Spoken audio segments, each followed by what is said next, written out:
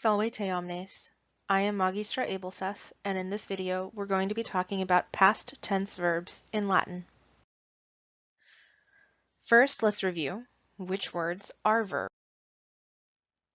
The word verb comes from the Latin verba, meaning word. But a verb in English is a little bit more specific than that. When we use the word verb in English, we're talking about an action that changes or moves nouns, like portare, to carry, cocora, to cook, or we're talking about actions that happen without changing or moving anything. Ambulare, to walk, vocare, to call out, to name, appellare, to name, like to call someone by a name, legere, to read, or actions that link two or more parts of a sentence, like esse, to be. Transitive, intransitive, and linking are examples of grammar terminology. A transitive verb is a verb that changes or moves a noun. An intransitive verb is a verb that doesn't change or move a noun. And a linking verb is a verb that links two or more parts of a sentence together. Verbs have specific qualities. Person, who does the action. Number, how many persons are doing the action. Tense, when the action happens. Voice, how the action impacts the sentence. Mood, what kind of information is being presented. And then there's this thing called a participle, which is an action that describes a noun. In this video, we're going to be focusing on person, number, and tense.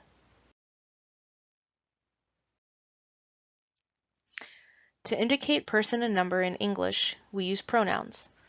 For first person, we use I and we. For second person, we use you and y'all. For third person, we use she, he, they singular, or they plural. All of the singulars would be when we have one person doing the action. I, you, they singular. Plural is when we have more than one person doing the action. Those would be we, y'all, and they plural. In Latin, instead of pronouns, we use verb endings. These might be called suffixes in some cases. Our first person verb endings are o or m and mus. Our second person verb endings are s and tis. And our third person verb endings are t and nt. Singular when it's one person doing the action. O or M for first person, S for second person, and T for third person. Plural when there's more than one person doing the action.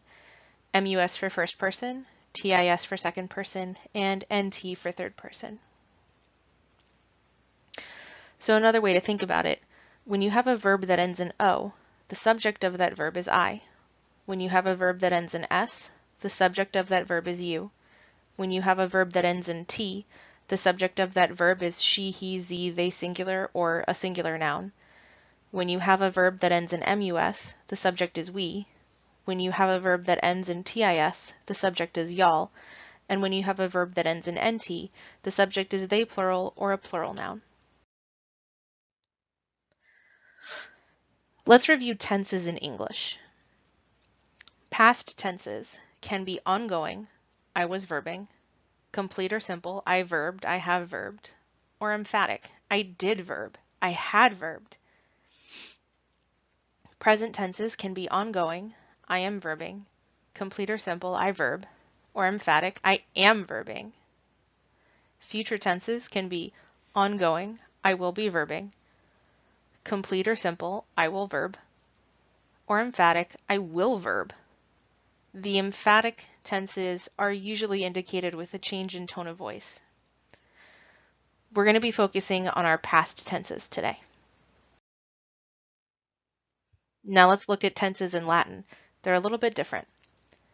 Our past tenses in Latin are the imperfect, which expresses ongoing past action. I was verbing. The perfect tense, which expresses complete or simple action. I verbed, I have verbed.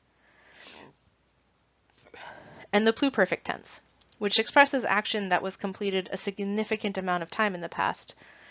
The closest English can come to that is I had verbed, which we're used to seeing as an emphatic in English, but it's not really an emphatic in Latin. It's just telling us that it happened a long time ago.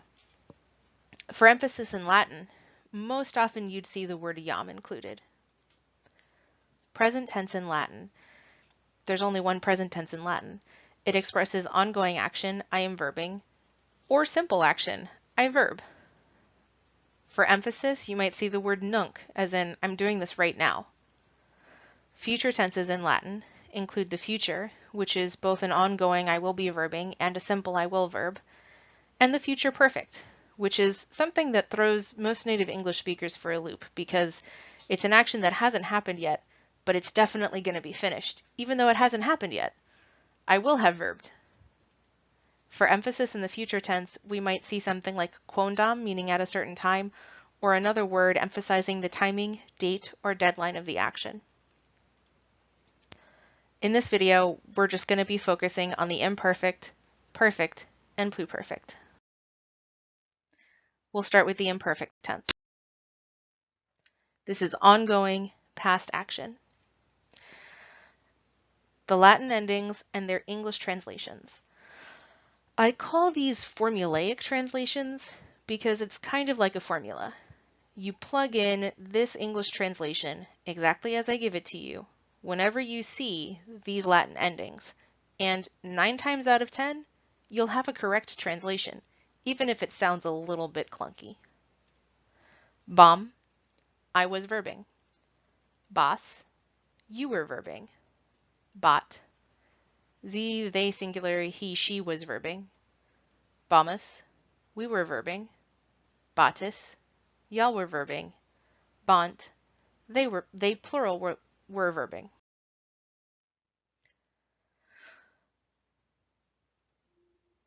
Now we'll look at the perfect tense. Simple, complete, past action. And again, I'll give you the Latin endings and their English translations. The letter I, pronounced E. I have verbed. Isti, you have verbed. It, they singular, sie, he, she has verbed.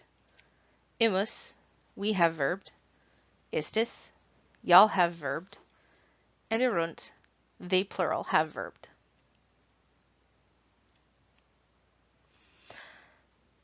Something to keep in mind.